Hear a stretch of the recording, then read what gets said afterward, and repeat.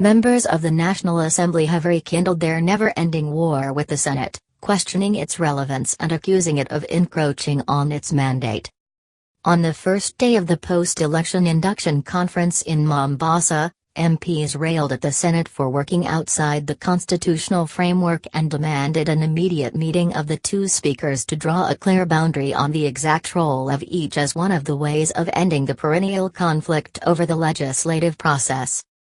The MPs further asked the leadership of the National Assembly to return to the Supreme Court for another advisory opinion, which they said was necessary to draw the line between the two houses.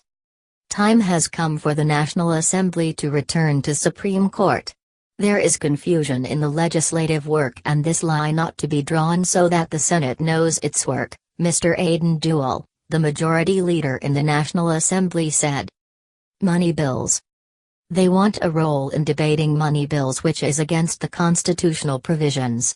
They have formed a committee to investigate Kenya Airways, he said, referring to then-Senator Anyang' Nyong'o-led committee that investigated the financial mess at the national carrier in 2016.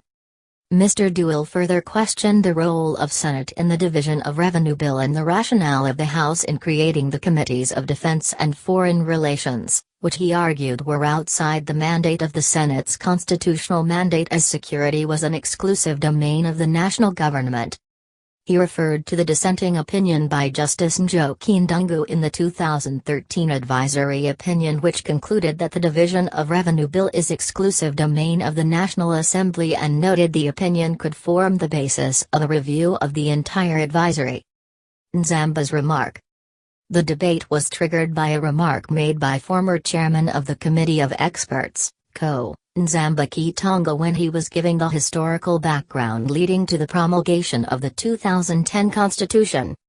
There have been clamor for amendments to the Constitution, the latest being an effort by Tiati MP William Kamkit to propose for the establishment of parliamentary system of government with the Prime Minister as the executive head of the government.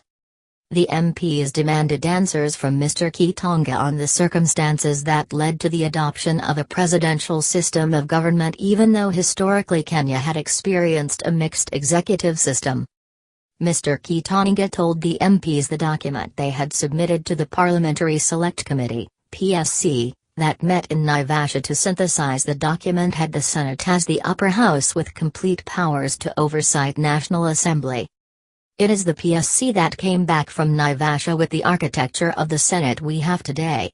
To save it from embarrassment, we developed a mediation committee system to place it at par with the National Assembly, he said.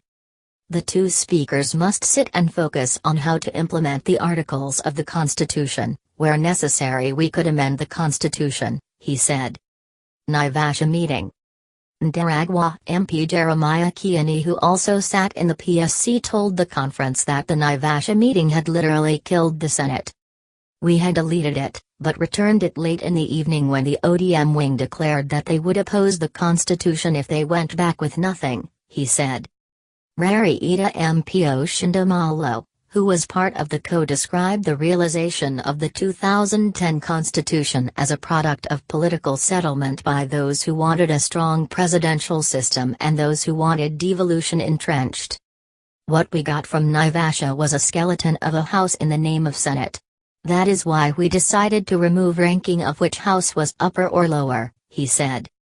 The Speaker of National Justin Muturi said the advent of bicameral parliament has heavily weighed on the operations and practices as a parliament, pointing out that much of the initial discord oscillated largely around lack of concurrence on bills that required consensus of either house as required under Article 112 of the Constitution, especially the Division of Revenues Bill.